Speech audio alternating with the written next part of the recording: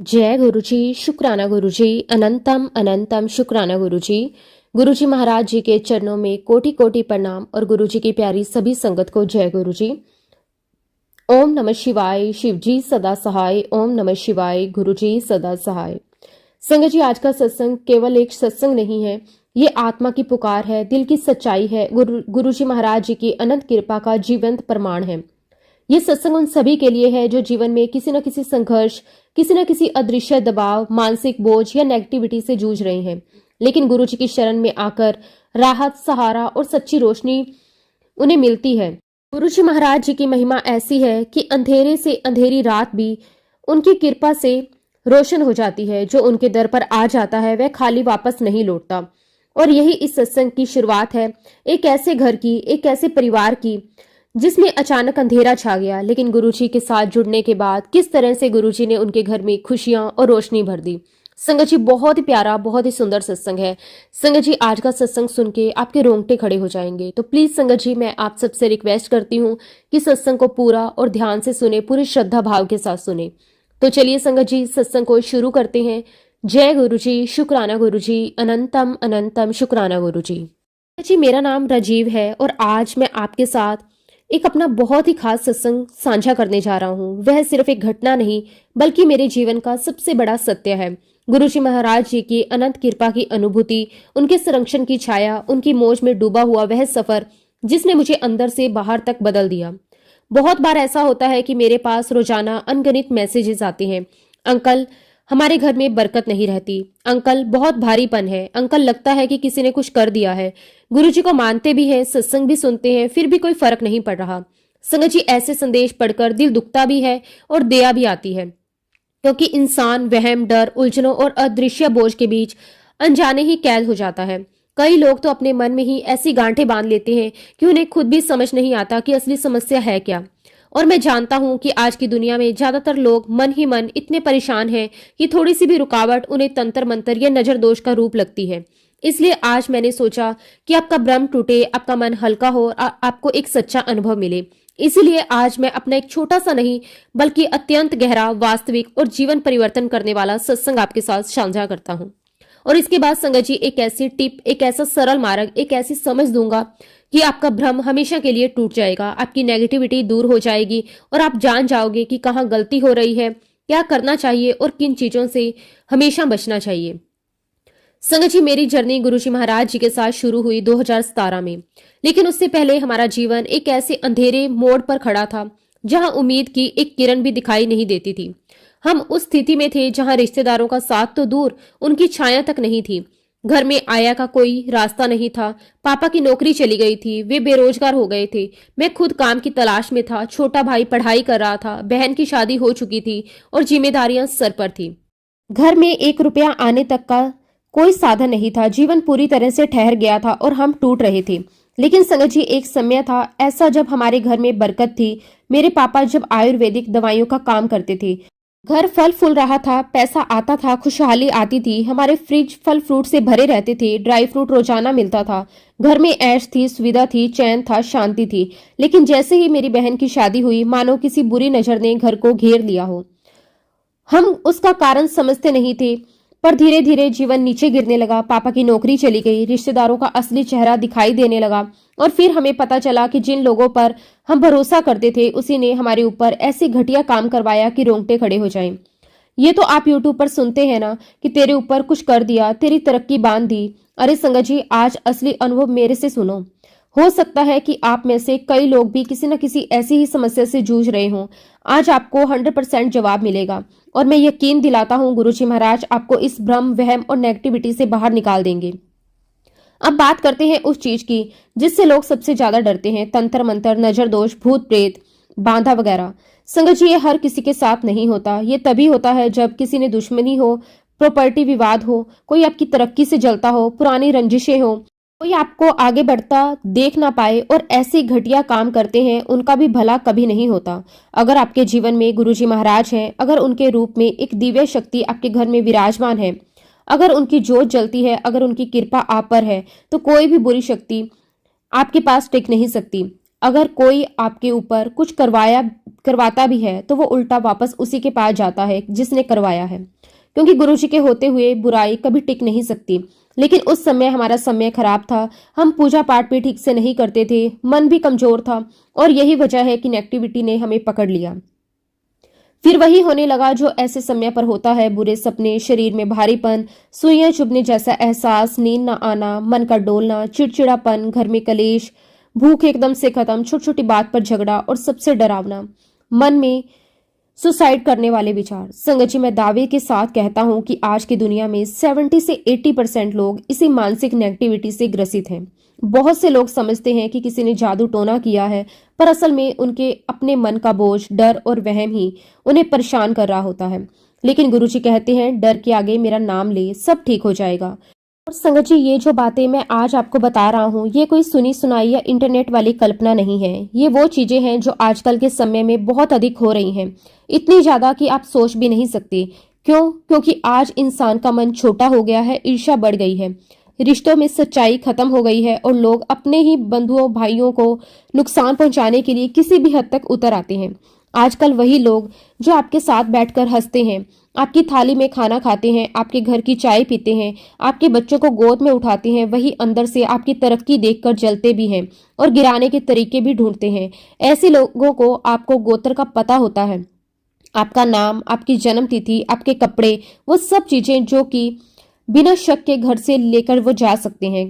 कपड़े, रुमाल, बाल, नाखून, यहाँ तक कि आपके पैरों की धूल तक, ये सब चीजों को वो लोग छुपाकर इकट्ठा कर लेते हैं, क्योंकि उन्हें पता है कि इन्हीं वस्तुओं से तांत्रिक क्रियाएं की जाती हैं। और संगत जी, ये जो तांत्रिक होते हैं ना, ये कोई शक्तिशाली आत्मिक व्यक्ति नहीं होते, ये कोई सिद्ध पुरुष नहीं होते, ये तो बहुत ही निम्न स्तर के लोग होते हैं, अज्ञान, लालच और काले कर्मों में डूबे हुए। इनकी फीस भी कुछ खास नहीं, 500, 1000, 2000, अधिक से अधिक 5000, ऐसा काम कर देते हैं, और जो किसी परिवार को बरसों तक बर्बाद कर दे। इनका काम क्या होता है? मशान में जाकर उल्टी सीधी क्रियाएं करना, पुतला बनाना, कोई वस्तुएं उसमें डालना, कीले गाड़ना, मंत्र पढ़ना, प्रेत बाधा भेजना, मारन पर प्रयोग करना, बांधन, किसी की तरक्की रोक देना। सगज ये सुनकर रोंगटे खड़े होना स्वाभाविक है, लेकिन ये सब सच है, और आजकल इस तरह के काम बहुत ज्यादा हो रहे हैं। अब बात आती है, ये किन पर काम करता है और किन पर नहीं। ये बुरी क्रियाएं हर किसी का प्रभाव नहीं डालती, ये बस उन्हीं पर असर करती है जिनका मन कमजोर हो, जिनके जीवन में आध्यात्मिक शक्ति कम हो, और जिनकी कुंडली में कुछ ग्रह कमजोर स्थिति में हो। गुरुजी कुंडली देखने से मना करते हैं, पर मैं यहाँ व्यक्तिगत अनुभव साझा कर रहा हूँ, जो मैंने 12 से 15 साल की पीड़ा झेलकर सीखा है। अगर किसी कुंडली में राहु, केतु, शनि या किसी विशेष ग्रह 6वां, 8वां या 12वें भाग में कमजोर स्थिति में हो, तो उस व्यक्ति को साधारण नजर दोष भी बहुत भारी पड़ जाती है, उस पर प्रेत बांधा भी जल्दी पड़ती है, और उसके जीवन में बिना कारण रुकावटें आने लगती है, उसका मन डर से भर जाता है। लेकिन संगत जी, मैं यहाँ किसी ज्योतिष का चक्कर लगाने या किसी तांत्रिक के काम जाने की सलाह नहीं दे रहा, क्योंकि वहां जाने से और भी ज्यादा उलझन बढ़ती है। मैं सिर्फ अपनी अनुभूति बता रहा हूँ, क्योंकि सच्चाई ये है कि इन चीजों से निकलने का एक ही मार्ग है, और वो है गुरुजी महाराज जी की शरण। अब मैं आपको अपने घर का अनुभव बताता हूँ। जब मेरे पापा अच्छा कमाते थे, दवाइयों का काम चल रहा था, घर में बरकत थी, हमारे पास सब कुछ था, तभी किसी बुरी नजर ने हमारे घर को पकड़ लिया। धीरे धीरे पापा बदलने लगे, उनका मन काम से हट गया। जैसे ऑफिस जाना तो ड्रेस पहनी, लेकिन उसी में लेट गए, बोले मन नहीं कर रहा, नहीं जाऊंगा। रोज रोज यही होने लगा। ड्यूटी का रिकॉर्ड खराब होने लगा, पापा का आत्मविश्वास टूट गया। वो मंदिरों में अकेले जाकर रोते थे, घर में छुपकर रोते थे, हमसे कुछ नहीं कहते थे, क्योंकि जिम्मेदारियां तो उनके सर पर थी। उन्हें पता था कि अभी बच्चे छोटे हैं, बेटी की शादी भी करनी है और घर भी चलाना है, लेकिन अंदर से उनका दिल टूट चुका था। वो बोलते नहीं थे, पर घुट रहे थे। और संगत जी, जब कोई इंसान किसी तंत्र क्रिया का शिकार होता है तो उसका मन पत्थर की तरह भारी हो जाता है। उसे लगता है कोई पीछा कर रहा है, कोई मारने वाला है, कोई पीछे खड़ा है, कोई देख रहा है। एक अजीब सी दहशत मन में बैठ जाती है, और ये सब इसीलिए होता है क्योंकि ऐसी क्रियाएं इंसान का जिगरा कमजोर कर देती हैं, दिल का बंध छीन लेती है, और व्यक्ति समझ ही नहीं पाता कि मेरे साथ आखिर हो क्या रहा है। और हम लोग अक्सर बड़ी आसानी से बोल देते हैं कि डिप्रेशन है, फालतू सोच रहा है, तेरे दिमाग में वहम है। लेकिन संगत जी, असलियत कुछ और ही होती है।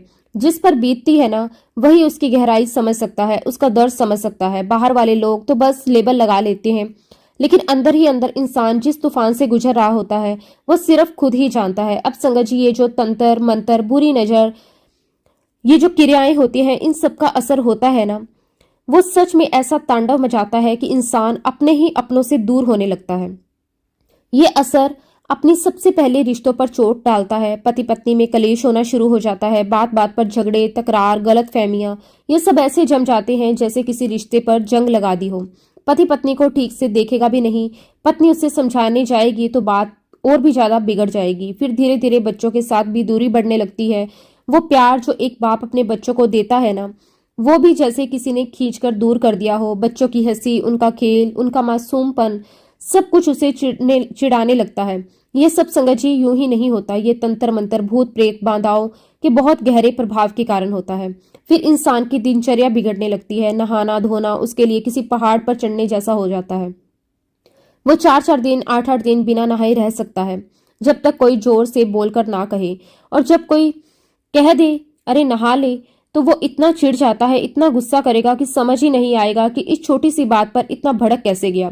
इसकी ईगो पल पल चोट खाती रहेगी। साधारण बातें उसे ताने लगती हैं।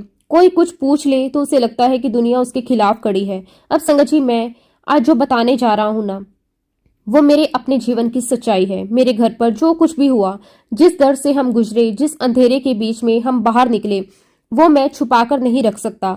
पितरदोष हो या मंगल ग्रह, राहु केतु की टेढ़ी दशा हो या कोई भी क्रियाएं हो, ये चीजें झुकलाई नहीं जा सकती। हम जितना चाहें खुद को आधुनिक दिखाएं, पढ़े लिखे कहें, वैज्ञानिक बने, लेकिन सच्चाई यही है कि जो ऊर्जाएं, जो सूक्ष्म शक्तियां हैं, जो नजरें और बाधाएं वो होती हैं, उनका असर होता ही है। गुरुजी कहते थे, बुरी शक्तियां और बुरा समय अस्तित्व रखता है, बस उनके ऊपर आप गुरु की शरण ले लो तो वो असर कट जाता है। अब मैं अपने घर की बात बताता हूँ। ये सब सिलसिला यूं ही चलता रहा। हम तो बच्चे थे, हम समझ नहीं पाते थे कि पापा के साथ क्या हो रहा है, पर धीरे धीरे घर की हवा बदलने लगी। पापा के दिमाग में एक ही बात बैठ गई, मैं बस अपनी बेटी की शादी कर दूं, उसके बाद नौकरी छोड़ दूंगा। जैसे उनका जीवन उस एक जिम्मेदारी तक ही सीमित होकर रह गया। अंदर से वो इतने कमजोर हो चुके थे कि दुनिया उन्हें बड़ी लगने लगी थी। हम 11वीं-12वीं में थे और मेरा छोटा भाई 10th में था।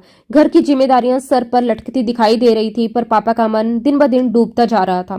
बहन की शादी हो गई। पापा ने सोचा उनकी सबसे बड़ी जिम्मेदारी पूरी हो गई, अब वो नौकरी छोड़ सकते हैं। उन्होंने सोचा कि नौकरी छोड़ेंगे तो कम से कम आयुर्वेदिक की दुकान तो चल पड़ेगी, उससे घर का खर्च निकल जाएगा। पर संगत जी, जब भाग्य रूठ जाए, घर पर बंदिश हो, तो चलता हुआ काम भी रुक जाता है। दुकान भी नहीं चली, जैसे कोई अदृश्य दीवार रास्ते में खड़ी हो। एक बार तो पापा ने गुस्से गुस्से में नौकरी ही छोड़ दी। हम सब परेशान, मम्मी तो रो रो कर पागल हो गई। फिर हम मम्मी के साथ हाथ पैर जोड़ते किसी की तरह पापा को दोबारा नौकरी पर वापस लगवाने की कोशिश करते। कभी नेताओं अधिकारियों के पास जाते, बहुत मुश्किल से, बहुत सिफारिशों से उन्हें दोबारा जॉब मिली। लगा था अब सब ठीक हो जाएगा, लेकिन 6 महीने के बाद वही हालात फिर से। पापा कहने लगे कि मेरे बस का नहीं है, मैं नहीं करूंगा नौकरी, मैं मर जाऊंगा, मेरे से कुछ नहीं होगा। उनका शरीर सूखता जा रहा था, आंखों में डर था, चेहरा पीला हो गया था और पसीना ऐसे आता था जैसे किसी ने भीतर से ताकत ही चूस ली हो। संगत जी, वो समय इतना दर्दनाक था कि बताने को शब्द कम पड़ जाते हैं। हम सब अंदर से टूट रहे थे। पढ़ाई पर ध्यान नहीं लगता था। घर में रोज लड़ाई, रोज चिंता, रोज कोरोना। हम बच्चे खो गए थे उस माहौल में। मम्मी की रातों की नींदें जैसे आना बंद हो गई थी, रातें कटती ही नहीं थी। हमें सबसे ज्यादा डर इस बात का था कि अगर पापा नौकरी छोड़ देंगे तो घर कैसे चलेगा, कैसे हम आगे पढ़ेंगे, कैसे खाना पीना चलेगा। फिर आखिरकार पापा ने नौकरी छोड़ दी। जो भी थोड़ा बहुत वीआरएस का पैसा मिला, वो थोड़ा बहुत सेविंग थी, उसे पापा ने बैंक में डालकर एफडी बना दी ताकि महीने का खर्च चलता रहे। पर संगत जी, जब समय बुरा होता है तो वो पैसा भी नहीं टिकता। लक्ष्मी चंचल होती है और विपरीत ग्रहों के समय वो रुकती नहीं, जैसे कोई अदृश्य हाथ उसे बहा ले जा रहा हो। जो लाखों की राशि थी, जो हमारी जिंदगी का सहारा थी, वो भी समय के साथ घुलने लगी। पापा ने किसी से सलाह लिए बिना अपनी मर्जी से पैसा इधर उधर बिरला सन लाइफ म्यूचुअल फंड में लगा दिया और वो पैसा फंस गया। जो पूंजी घर का सहारा बन सकती थी, वही उलझन बन गई। महीने का खर्च निकालना बहुत मुश्किल हो गया था। ऐसे ही धीरे धीरे समय और बिगड़ता गया। और फिर संगत जी, जब घर में मुसीबत एक के बाद एक आने लगी, पैसा रुकने लगा, ग्रह नक्षत्र विरोध में चलने लगे, तो ऐसे लोग जिन्हें हम कह सकते हैं अवसरवादी सूंघ कर आने वाले, वो अपने आप रास्ता ढूंढकर पहुंच जाते हैं, बिल्कुल कुत्ते की तरह। जैसे उन्हें गंध आती है कि यहाँ कुछ मिलता दिख रहा है, ऐसे ही ये लोग मन के कमजोर परिस्थितियों से टूटे हुए और आर्थिक रूप से हिल चुके परिवारों के आसपास मंडराने लगते हैं। हमारे साथ भी यही हुआ। एक ऐसी लेडी मिल गई जो बहुत ही मीठा बोलती थी, बहुत ही बहला फुसलाकर बातें करती थी। वो एकदम अपनापन दिखाकर आई, जैसे हमारी भलाई चाहने वाली हो। शुरू में लगा कि शायद कोई नेक इंसान है, पर संगत जी बाद में हमें समझ आया कि ऐसे लोग किसी की भलाई के लिए नहीं बल्कि अपनी जेब भरने के लिए आते हैं। उनको पता चल जाता है कि घर में जो पैसा बचा है वो जैसे तैसे हम अपने भविष्य के लिए संभाल कर रख रहे हैं। और ऐसे लोग ना, उन्हें बस यही चाहिए, आपका विश्वास जीतकर आपकी जेब खाली करना। उस लेडी ने मम्मी को समझाया, भाभी जी आप पैसा मुझे दे दीजिए, मैं आपका पैसा चला दूंगी, आपको हर महीने 3% दूंगी, चिंता बिल्कुल नहीं करनी। मैं ब्लैंक चेक दे दूंगी सिक्योरिटी के लिए, सब लिखित में करके दूंगी, कभी कोई दिक्कत नहीं होगी। उसकी बातों में इतना मीठा जहर था कि कोई भी साधारण इंसान फंस सकता था। और मम्मी तो वैसे ही पापा की तबीयत, घर की हालात और हमारी पढ़ाई को लेकर परेशान रहती थी, तो उन्हें थोड़ा सहारा दिखा, उन्होंने भरोसा कर लिया। अब आप सोचिए संगत जी, जो पैसा बिरला सन लाइफ म्यूचुअल फंड में लगाया गया था वो पहले ही आधा हो चुका था। 15 लाख में से 6.5 लाख ही बचे थे। अब उन्हीं 6-6.5 लाख में से आधा उस लेडी को दे दिया, एक उम्मीद के सहारे कि शायद अब सब कुछ ठीक होगा। पर हुआ क्या? 6 लाख देकर बदले में सिर्फ 2.5 लाख वापिस आए, और वो भी कई झगड़ों, बहसों, अपमान और चक्रों के बाद। फिर उन 2.5 लाख में से भी 1.5 लाख कर्ज में चले गए। घर के जरूरी खर्चे, दवाइयां, बिजली पानी, स्कूल फीस, सबको पकड़कर चलना पड़ रहा था। बचा कितना? सिर्फ 1 लाख। एक पूरा परिवार, एक पूरा घर, एक पूरा भविष्य, और हाथ में मात्र 1 लाख। ऐसा लगता था जैसे भगवान ही हमें किसी परीक्षा में डाल रहे हों। और संगत जी, ये सब घटनाएं 2-4 दिनों की नहीं थी, ये तो लगातार 3-4 साल तक हम सहते रहे, जीते रहे, टूटते रहे। मैं तो आपको ये सब बहुत छोटे में बता रहा हूँ, असलियत में हर एक दिन एक अलग लड़ाई थी, हर सुबह एक नई चिंता, हर रात एक नया डर। इसी बीच मेरा कॉलेज पूरा हुआ, मैं मुंबई गया, जॉब की, मेहनत की, पर मन कहीं लगता नहीं था। घर की टेंशन खाई जा रही थी, आगे क्या करना है, कैसे सही दिशा मिलेगी, कुछ समझ नहीं आ रहा था। घर में पैसे भी फंसे पड़े थे, घर में शांति भी नहीं थी।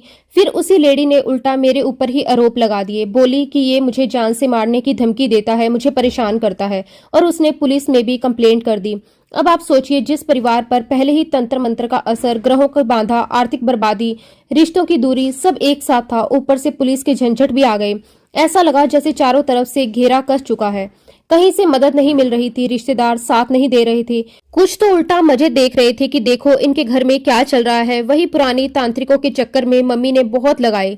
पापा की हालत दिन ब दिन गिरती जा रही थी, नींद नहीं आती थी, डर लगता था, बार बार रोना, चुपचाप घूरते रहना, ये सब चल रहा था। फिर एक दिन मम्मी ने मुझे बुलाया। हम अपने प्लाट पर बैठे थे, जो घर के साथ ही छोटा सा ओपन एरिया था। वहां एक चारपाई पड़ी रहती थी। मम्मी की आंखों में आंसू थे। उन्होंने कहा कि बेटा, तेरे पापा की हालत बहुत खराब है, वो कहते रहते हैं कि कांता मुझे बचा ले, मैं नहीं बचूंगा, मुझे कुछ हो जाएगा। मम्मी ने कहा कि मुझे लगता है ये बीमारी नहीं है, हमने तमाम जांच करवा ली, रिपोर्ट बिल्कुल ठीक है, लेकिन कुछ ऐसा है जो नजर नहीं आता पर असर कर रहा है। हम सब बहुत ही कंफ्यूज थे, पता ही नहीं लग रहा था कि असल समस्या क्या है।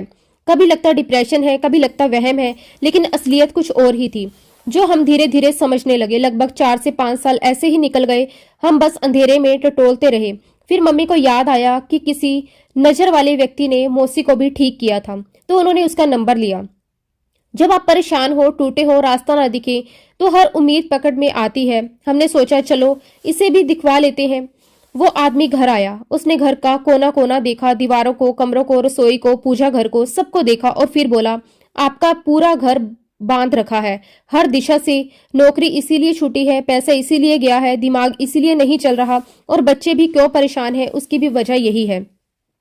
मम्मी ने कहा आप उपाय करो। उसने बोला 9,000 रुपए लगेंगे। मम्मी ने कहा ठीक है, हम दे देंगे, हमारे इतने लाखों गए, अगर आप पापा को ठीक कर दो, 9,000 क्या चीज है। उसने नींबू उतारे, घर में जल छींटा मारा, चारों तरफ घूमकर कुछ क्रियाएं की, कुछ मंत्र पढ़े, कुछ तो असर भी आया। पापा थोड़े शांत होने लगे, नींद भी आने लगी, और घर में एक अलग सी हल्की सी राहत महसूस होने लगी। लेकिन इसके साथ ही एक और अजीब घटना शुरू हुई। हमने देखा कि सामने वाले घर में बहुत ही हलचल शुरू हो गई। उनकी औरतें खिड़की से झांक झांक कर देखने लगी। उनका बेटा घर के बाहर इधर उधर घूमकर हमारे घर की तरफ नजर रखने लगा। ऐसा लग रहा था कि उन्हें पता चल गया कि हमारे घर पर कोई ऊर्जा आई है। उनका राज खुलने वाला है। उनका व्यवहार एकदम बदला हुआ, चौंकाने वाला था। फिर एक और सच्चाई सामने आई। कुछ लोगों ने बताया हमारी अपनी चाची भी इस सब में शामिल थी। सोचिए संगत जी, घर का ही कोई व्यक्ति ऐसा करे, बचपन की छोटी मोटी रंजिशें, कुछ पुरानी कहासुनियां और वो बदला इस तरह निकाला जाए। ये सब जानकर जैसे पैरों तले जमीन खिसक गई। जैसे कि मैंने आपको कहा कि ये सब चीजें, रंजिशें, प्रॉपर्टी के मसले, घर परिवार की आपसी खींचतान और सबसे ज्यादा जेलसी यानी कि जलन से ही ये जन्म लेती है। और संगत जी, ये कोई बाहर वाला नहीं होता, हमारा ही कोई मिला जुला होता है जो अंदर अंदर हमारी गतिविधियां, हमारी दिनचर्या, हमारे रिश्तों, हमारे घर की हालत सब जानता है। जो हमारे बीच उठता बैठता है उसे पता होता है कि हमारे कपड़े कहाँ रखे हैं, हमारे बाल कहाँ गिरते हैं, बच्चों का सामान कहाँ रहता है, कौन किस जगह बैठता है, कौन किस वक्त क्या पहनता है, उसको पूरी अंदरूनी जानकारी होती है। और इसी वजह से वही लोग इस तरह के घिनौने कामों में मददगार बन जाते हैं। आप सोचो संगत जी, अगर किसी को आपका गोत्र का नाम ही ना पता हो, आपकी कुल परंपरा, आपकी असली नाम, घर वालों के नाम, आपके घर की दिशा की जानकारी, तो भला वो क्या तंत्र करेंगे। जब जैसे चिंटू, बबलू, मुन्ना, ये नाम तो हर गली में मिल जाते हैं। क्या किसी तांत्रिक को चिंटू बोलने से पता चल जाएगा किस पर क्रिया करनी है? नहीं, उसे तो उसका गोत्र भी पता करना है, उसका पूरा नाम भी, जन्म स्थान भी, घर कहाँ है, कोई व्यक्ति की उसकी वस्तु चाहिए, कोई कपड़ा, बाल, नाखून या शरीर की किसी भी ऐसी चीज जिसकी कंपन से वो पकड़ बना सके। इसी जानकारी से वो नेगेटिविटी उस व्यक्ति तक पहुंचती है। नहीं तो हवा में तीर चलाने से कौन सा तंत्र काम करता है। और धीरे धीरे ये सच्चाई हमें भी समझ आती चली गई। ये अपना ही मिला हुआ है और वही हमारी हर चीज वहां तक पहुंचाता था। अब दूसरा पहलू देखिए, ये तांत्रिक कौन होते हैं? ये कोई बड़े विद्वान या सिद्ध पुरुष नहीं होते। ये ज्यादातर लालची, खाली बैठे और गलत विद्या में फंसे हुए लोग होते हैं। इनके पास दो चार चीजें होती हैं। किसी को विभूति खिला देंगे, किसी को जड़ी बूटी पिला देंगे, किसी का वशीकरण कर देंगे, किसी घर में नेगेटिविटी छोड़ देंगे। ये संगत जी ऐसी विद्या कर देते हैं कि आदमी का दिमाग ही उनका गुलाम हो जाता है। इंसान को लगता है यही मुझे ठीक कर सकता है, यही मेरा भला कर सकता है, यही मेरा सहारा है। बस फिर वही उनके जाल में फंस जाता है। हमारे साथ भी यही हुआ। वो तांत्रिक हमारे यहाँ आता था, थोड़ा बहुत कुछ बोलता था, डराता था, 5% का असर दिखाता था और हमें उससे और बनते चले गए। शुरू में उनसे छोटे मोटे पैसे लिए, फिर वह लालची होता गया, उसकी डिमांड बढ़ती गई और वह आने जाने में भी भाव खाने लगा। आऊंगा, नहीं आऊंगा, मेरा मोबाइल खराब हो गया है, मैं अभी बाहर हूं, ऐसे ऐसे बहाने। हम संगत जी गुरुजी के कहने पर उसे मोबाइल दे आए। लो तुम पकड़ो, जब भी जरूरत पड़े आ जाना। पर वह तो ऊपर चढ़ गया।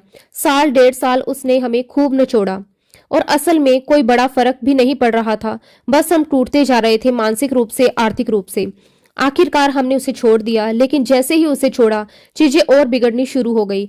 हमें यह भी समझ में आ गया कि सामने वाले ने ही करवाया है और घर के ही किसी के हाथों करवाया है। तब संगत जी हमारी चिंता और बढ़ गई। हमने इंटरनेट पर ऐसे जैसे करके दूसरे तांत्रिक ढूंढने शुरू कर दिए, क्योंकि उस समय समझ नहीं आता था, विवेक नहीं था। और ऐसे ही इंटरनेट पर एक आदित्य गौतम नाम का आदमी मिल गया।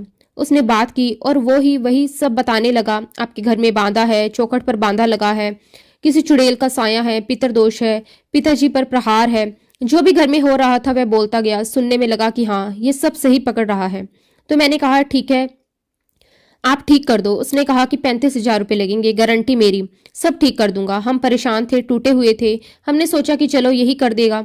हमने घर परिवार से छुपाकर ICICI बैंक में जाकर उसके अकाउंट में पैसा जमा कर दिया।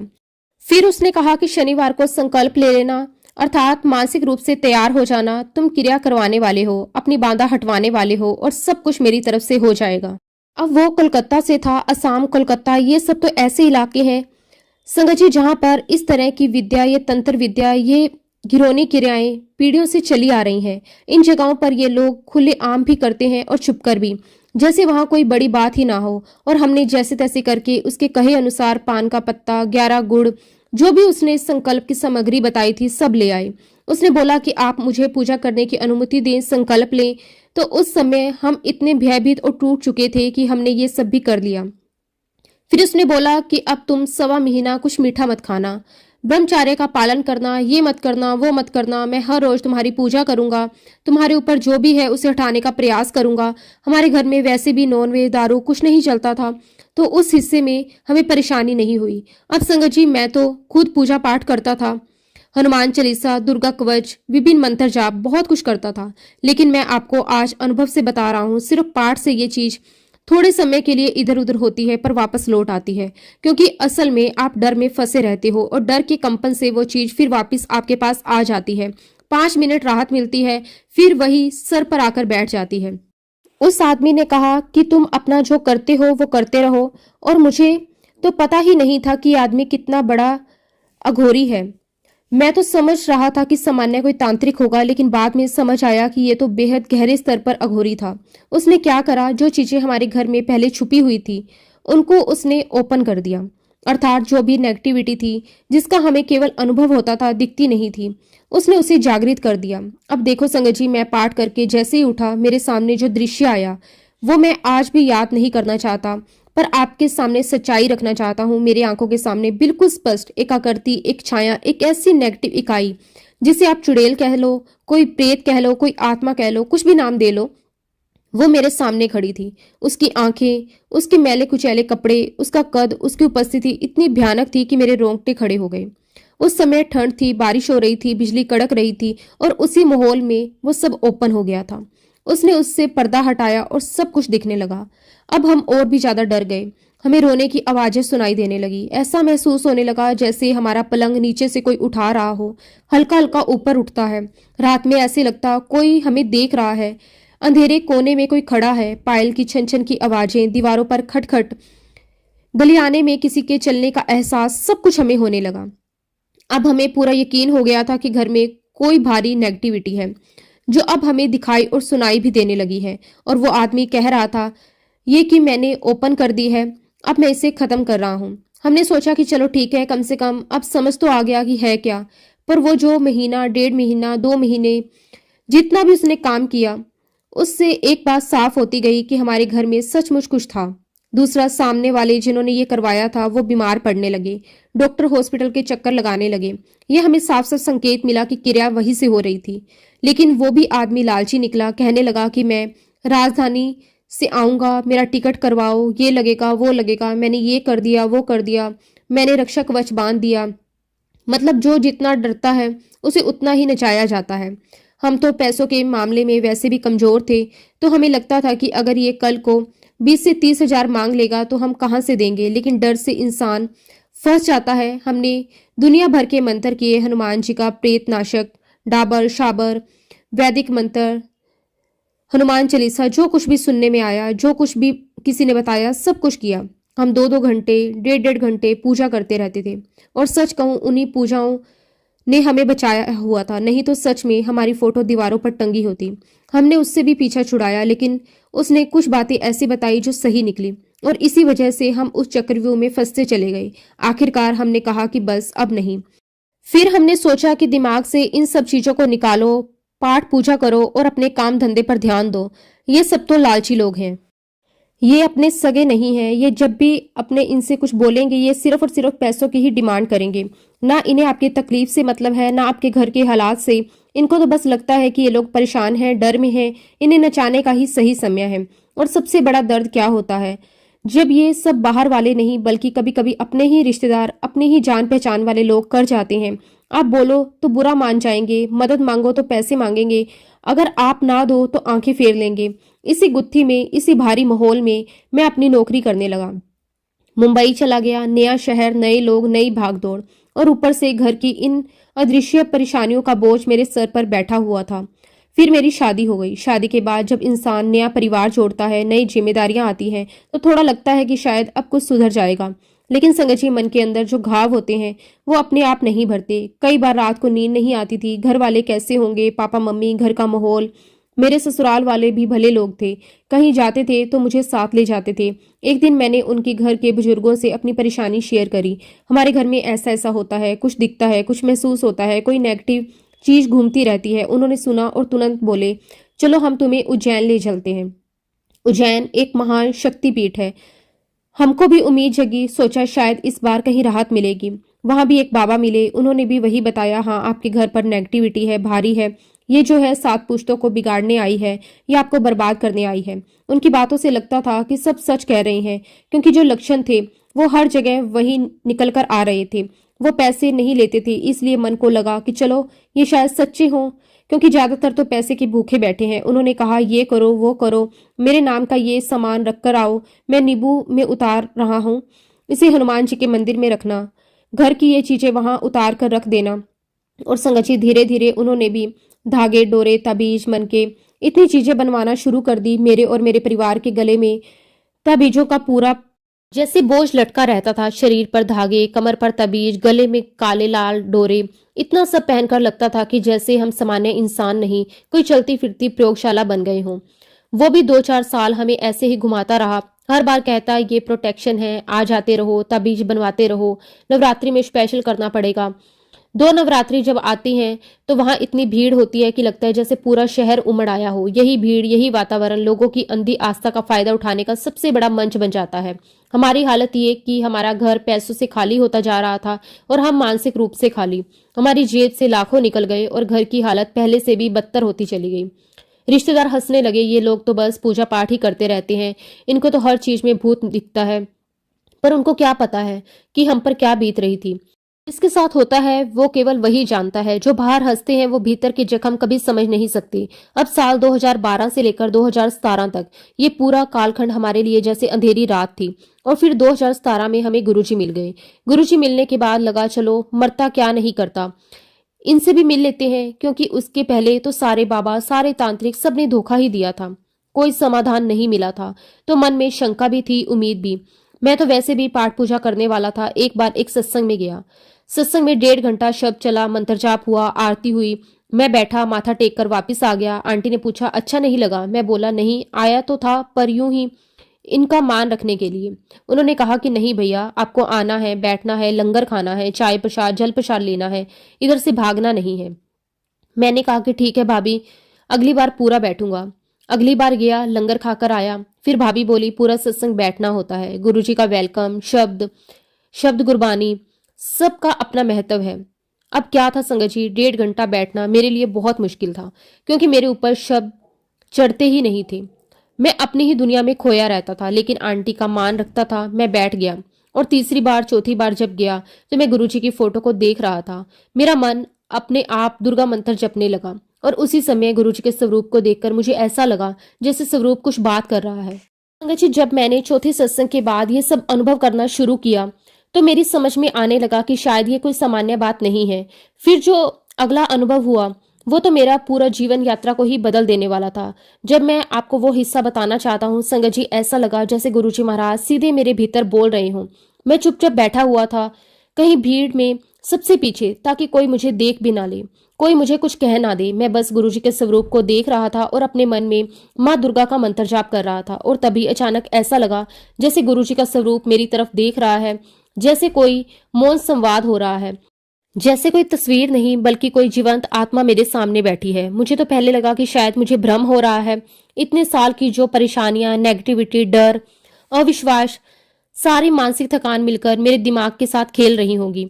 लेकिन संगत जी, वो टेलीपैथी थी। हाँ, वही टेलीपैथी जिसके बारे में बाद में जाकर पता चला कि वो होती भी है और बहुत सच भी होती है। गुरुजी की तस्वीर ने जैसे कहा, मैं तेरे बाप का भी बाप हूँ, मैं शिव हूँ, सदा शिव हूँ। पहली बार लगा जैसे कोई परम आत्मा, कोई ऐसी शक्ति मेरी भाषा में मेरी समझने लायक ढंग से बोल रही है। लेकिन मैं फिर भी डर गया। मुझे लगा कि नहीं नहीं, ये मेरा वहम है। मेरी जिंदगी में इतना कुछ उल्टा सीधा चल रहा था कि शायद दिमाग थक गया था। मैंने सोचकर जबरदस्ती इसे इग्नोर किया। मैं घर आ गया, कुछ खाया पिया और सो गया।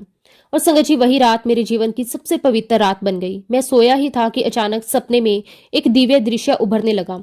ये सपना नहीं था, मेरे लिए साक्षात दर्शन थे। संगत जी, सपने में गुरुजी खड़े थे, नीले चोले में, अपनी दिव्यता के साथ, अपनी प्राकृतिक आभा के साथ, और मेरी मम्मी वहीं बैठी थी। गुरुजी ने अपनी दोनों हथेलियों से, अपनी अंगूठों और उंगलियों से मम्मी का पूरा माथा पकड़ रखा था, जैसे कोई डॉक्टर अपने मरीज को पकड़कर इलाज करता है, जैसे कोई पिता अपने बच्चे का दर्द अपने हाथों से खींच रहा हो। गुरुजी कुछ कर रहे थे, कुछ निकाल रहे थे, कुछ ठीक कर रहे थे, और मैं दूर खड़ा बस देख रहा था, बिल्कुल शांत, बिल्कुल स्तंभ। मैंने उसी पल महसूस किया कि गुरुजी ने काम शुरू कर दिया। अब हमारे घर में जो भी समस्या, जो भी तंत्र, जो भी नेगेटिविटी, जो भी रुका हुआ कर्म, सब निकाल देंगे। अब ये बाबा, तांत्रिक, पंडित, इनकी दुकानें अब इनकी जरूरत नहीं। संगत जी, उसी रात से अंदर का भरोसा बदल गया। धीरे धीरे उन सभी बाबाओं, पंडित, तांत्रिकों से मेरा विश्वास उठता चला गया, जो सिर्फ हमें डराते थे, हमसे पैसे लेते थे, ताबीज देते थे, धागे देते थे, दो दो नवरात्रि में भीड़ लगवाते थे और हम बेचारे डर के कारण उनके पैरों में पड़े रहते थे। लेकिन गुरुजी ने मुझे दिखा दिया, बेटा, दुनिया में फरेब भी है और दुकानदार भी, लेकिन मैं दुकान नहीं चलाता, मैं सृष्टि चलाता हूँ। इसके बाद रिश्तेदार भी दूर होते गए, क्योंकि संगत जी, जहाँ तंत्र होता है, जहाँ नेगेटिविटी फंसी होती है, वहां घर में लड़ाई कलेश अपने आप होते हैं। छोटी छोटी बातें बड़ी बन जाती हैं, पुरानी बातें याद आती हैं, दिमाग उल्टा चलता है, आदमी खुद को भी नहीं समझ पाता। हमारे घर में भी यही सब हो रहा था। हम 4 लोग एक जगह बैठ भी नहीं सकते थे। हर चीज में गलतफहमी, तनाव, लड़ाई। लेकिन गुरुजी के सत्संग में चौथी बार जब बैठा था, मैं रो पड़ा, बहुत रोया। ऐसा लगा कि मैं टूटकर गुरुजी के आगे बिखर रहा हूँ। बाद में पता चला कि ये गुरुजी कर्म धोते हैं। जब आपकी आत्मा की धूल धुलती है, तब आंखों से आंसू निकलते हैं। और संगत जी, 5वां सत्संग आया और उस 5वें सत्संग में गुरुजी ने मुझे साक्षात दर्शन दिए। जैसे उस दिन मैंने नेगेटिविटी को साक्षात देखा था, वैसे ही अब गुरुजी इस समय मुझे साक्षात दिख गए। पता नहीं ये भगवान की कैसी कृपा है, किसका पुण्य है, इस जन्म का संबंध है, लेकिन मुझे तुरंत महसूस हो गया, मुझे आगाह हो जाता है, मुझे इंस्टीट्यूशन हो जाता है, मुझे सामने वाले के मन की बात पता लग जाती है। और उस दिन गुरुजी ने अपने दर्शन से मुझे पूरा बदल दिया। संगत जी, 5वें सत्संग के बाद मेरी जिंदगी जैसे किसी नए मोड़ पर पहुंच गई। और फिर एक दिन ऐसा आया जब हमें पहली बार बड़े मंदिर जाने का अवसर मिला। संगत जी, बड़े मंदिर का वातावरण ही अलग है। जैसे ही हम अंदर गए, ऐसा लगा जैसे कोई दिव्य शक्ति हमारे स्वागत के लिए खड़ी है। हवा भी अलग लग रही थी, शांति भी अलग थी और भीतर एक अनजाना अपनापन का भाव भी था। सबसे अद्भुत बात यह थी कि गुरुजी ने हमारा इतना सुंदर स्वागत किया कि दिल पिघल गया। मन में जो वर्षों का डर, थकान, भ्रम था, सब उस पल जैसे पानी की तरह बह गया। और फिर संगत जी, गुरुजी महाराज जी ने हमें 2-2 बार लंगर खिलाया, लंगर खाया। पहली बार महसूस हुआ कि हाँ, ये वही घर है जहाँ हमें आना चाहिए था, जिसकी तलाश में हम बरसों से भटक रहे थे। उस दिन हमें गुरुजी महाराज जी के 2 स्वरूप मिले, एक पीले चोले का, एक काले चोले में। इन स्वरूपों को हाथ में लेते ही ऐसा लगा जैसे किसी ने हमारे घर में दिव्य ऊर्जा रख दी हो। हम इन्हें प्रेम से लेकर घर आए, पूजा की, प्रेम से उनका स्वागत किया और उन्हें सम्मान पूर्वक स्थापित भी किया। धीरे धीरे मेरे घर वाले भी गुरुजी के करीब आने लगे। शुरू में वे जुड़े नहीं थे, पर मेरी आंटी और मैं जुड़ चुके थे और घर वाले ने हमें देखकर, हमारे भीतर आए परिवर्तन देखकर गुरुजी को मानना शुरू कर दिया। फिर घर में सत्संग सुनना शुरू हुआ, शब्द चलने लगे, मंत्र जाप चलने लगा, भजन भजने लगे। धीरे धीरे हमारा पूरा घर गुरु कृपा से भरने लगा। अब मैं आपको वो बात बताता हूँ जो शायद आपके जीवन को कभी बदल सकती है। देखिए, जिन्हें प्रेत बाधा या तंत्र का असर होता है, वे लोग खुद नहीं जानते कि वे भटके हुए हैं, क्योंकि असली चक्कर कहाँ होता है, तांत्रिक इन भटकी हुई आत्माओं को पकड़ लेते हैं। जैसे किसी का अचानक देहांत हो गया, दुर्घटना में, बीमारी में, दर्द में, आत्मा में। अब वो आत्मा बेचैन है, असहाय है, भटकी हुई है और तांत्रिक उसे कैप्चर कर लेते हैं। फिर क्या करता है, उसे उल्टे सीधे काम करवाता है, उसे भेज देता है किसी के घर पर, किसी इंसान के ऊपर, किसी परिवार पर। लेकिन संगत जी, ध्यान रखना, कोई प्रेत अपने आप किसी को नुकसान नहीं पहुंचाता। तंत्र के कारण वे मजबूरी में ऐसा करते हैं।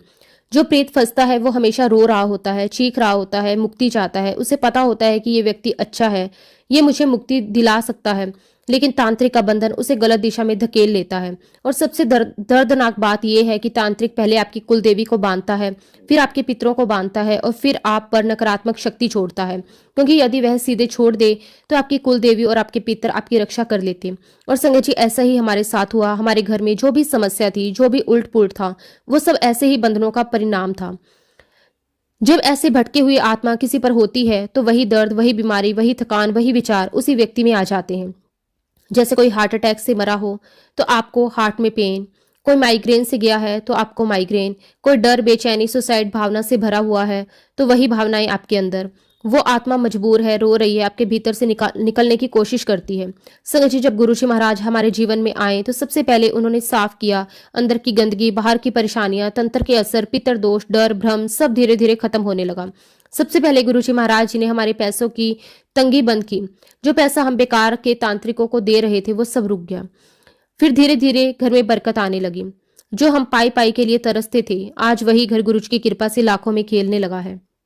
संगत जी, जब पैसा नहीं था तो 5 रुपए भी ऐसे लगते थे कि जैसे लाखों है। 5 रुपए के लिए भी तरसना पड़ता था। नेट का रिचार्ज नहीं कर पाते थे और आज गुरुजी महाराज जी से जुड़े हुए सिर्फ 5-7 साल हुए हैं और आज मैं 50 लाख का मालिक हूँ। 60,000 रुपये महीने से शुरू करके आज मैं 1.5 से 2 लाख रुपए महीना मेरी इनकम है। ये मेरी क्षमता नहीं, ये गुरुजी की बेशुमार दया है। जैसे ही गुरुजी महाराज आए, बुरा समय खत्म हुआ, धक्के बंद, पैसा रुका हुआ बंद, घर में कलेश कम, बरकत शुरू, शांति शुरू, रास्ते खुलने शुरू। और सब संगत जी, जो कुछ भी है गुरुजी महाराज की कृपा से है। आज जो भी गुरुजी से जुड़े हुए हैं और मुझे सुन रहे हैं, आपका अच्छा समय शुरू हो चुका है, गुरुजी का आगमन हो चुका है। आप खुश हो जाइए, आप खुश हो जाइए।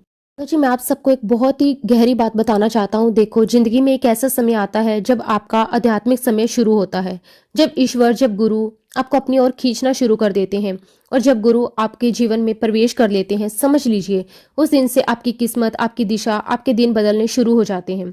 आप मेरी बात लिख कर ले लीजिए। गुरु के आने के बाद इंसान का भाग्य रुकता नहीं, बस पलटता है, वो भी अच्छे की ओर। लेकिन संगत जी, जब कोई अच्छा होने लगता है, जब प्रकाश की तरफ बढ़ने लगता है, तो अंधकार ये बात सहन नहीं कर पाता।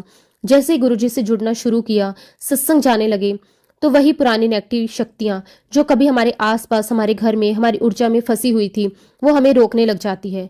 कभी मन में उल्टे सीधे विचार आने लगते हैं, सत्संग में मत जाओ, ये क्या है, वो क्या है, सत्संग में क्या जरूरत है, ये सब सही नहीं लगता। मतलब संगत जी, इंसान छोटी छोटी बातों में नुकसान निकालना शुरू कर देता है। वजह एक, नेगेटिविटी मन को भ्रमित करती है और ये नेगेटिविटी किसी एक व्यक्ति पर नहीं, अगर परिवार में किसी एक पर गहरा असर है तो उसका प्रभाव पूरे परिवार, पूरे वातावरण पर फैल जाता है। पूरा घर भारी भारी सा लगने लगता है, क्रोध बढ़ता है, नींद टूटती है, शरीर दुखता है, चेहरे की आभा कम हो जाती है, सब कुछ अस्त व्यस्त।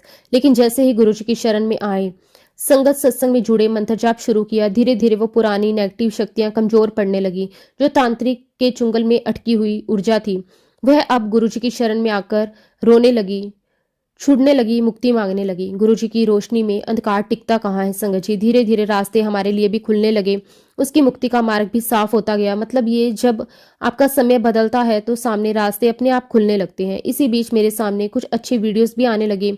मैं मन्नू भैया को भी बहुत मानता हूँ, मैं उन्हें काफी सुनता हूँ। उन्हीं की एक बात से मैंने दीपदान की जो वैदिक प्रक्रिया है वो शुरू की। मिट्टी के दिए नहीं, रेड रेड वाले एक एक दिए आते हैं, उसमें सरसों के तेल डालकर भगवान को साक्षी मानकर, गुरुजी महाराज जी को साक्षी मानकर प्रार्थना करनी होती है अपने पितरों की शांति और मुक्ति के लिए, अपने घर की ज्ञात अज्ञात नेगेटिविटी की मुक्ति के लिए, अपने चारों तरफ की बाधाओं को शांत करने के लिए। और संगत जी, ये बिल्कुल सत्य है कि जब आप किसी नेगेटिव ऊर्जा के लिए मुक्ति की प्रार्थना करते हो, वह आपको सताती नहीं, उसे पता है कि ये मेरा मार्ग खोल रहा है। आपके पितर भी धीरे धीरे मुक्त होने लगते हैं और रोग, दोष, बाधाएं, नजर, सब कुछ कम होने लगता है। हमने 1000 दिए जलाकर एक प्रक्रिया शुरू की। धीरे धीरे शरीर का दर्द कम होने लगा, जो भारीपन, जो अनावश्यक दुर्बलता और निराशा थी, वो सब कुछ जैसे पिघलने लगा। चेहरा चमकने लगा, मन हल्का हुआ, भक्ति बढ़ने लगी, विचार शुद्ध होने लगे, घर का वातावरण भी शांत होने लगा। फिर मैंने एक ब्रेसलेट पहनना शुरू किया, काला हकीक। ये कोई नवग्रह का नग नहीं है, बस एक ऊर्जा संतुलन का पत्थर है। खूब सस्ता आता है, 250-300-400 रुपए में आराम से मिल जाता है। मैंने बहुत से बड़े बड़े बिजनेसमैन, सेलिब्रिटीज के हाथों में देखा भी है। गुरुजी समय आने पर आपको खुद बताते हैं कि क्या चीज आपके लिए उपयोगी है। मैं यहाँ एस्ट्रोलॉजी प्रमोट करने नहीं आया हूँ, मैं बस वो बता रहा हूँ जिससे मुझे वास्तविक लाभ मिला। काला हकीक पहनने के बाद नींद बहुत सुधर गई, मन में आने वाले उल्टे सीधे विचार शांत हो गए। घर में मम्मी पापा को पहनाया, उन्हें भी फर्क पड़ा। अब हमारे घर में 80% से ज्यादा हम सब ठीक हो चुके हैं, पहले से बहुत अच्छा महसूस करते हैं। हाँ, ये प्रक्रिया होती है, 5-7 दिन में ब्रेसलेट की एनर्जी डाउन हो जाती है। बस उसे थोड़ी देर नमक में डालकर रखकर फिर 5 से 10 मिनट धूप दिखा दो, वापस चार्ज हो जाता है और इस पर फिर कोई नेगेटिव नजर तंत्र खास असर नहीं कर पाता। रुद्राक्ष भी ऐसे ही होता है, गंगा जल में धोकर लाल धागे में पहन लो और हफ्ते में एक बार साफ करके धूप दिखा दिया करो। और सबसे महत्वपूर्ण, मंत्र जाप करते रहो। मंत्र जाप वो शक्ति है जो मन को भी ठीक करती है और माहौल को भी। और हाँ, पाठ बंद मत करना, मैं आपको लिख कर दे रहा हूँ कि किसी से भी पूछ लेना और ये प्रैक्टिकल आप खुद करके देखना। आपको सिर्फ मंत्र जाप कौन सा करना है, ओम नमः शिवाय, शिवजी सदा सहाय, ओम नमः शिवाय, गुरुजी सदा सहाय। संगत जी, इससे गुरुजी की कृपा आप पर, आपके पूरे परिवार पर बरसने लगेगी। आपके घर परिवार में जो भी नेगेटिविटी है वो सब दूर हो जाएगी। शुक्राना गुरुजी महाराज, आपका अनंतम अनंतम शुक्राना। इसी के साथ संगत जी, मैं अपने शब्दों को विराम देता हूँ। अगर सत्संग के दौरान मैंने कुछ गलत कहा हो या फिर मेरी वजह से किसी का दिल दुखा हो, तो उसके लिए मैं हाथ जोड़कर पूरे संगत परिवार से और गुरुजी महाराज जी से माफी चाहता हूँ। जय गुरु जी, शुक्राना गुरु जी, अनंतम अनंतम शुक्राना गुरु जी।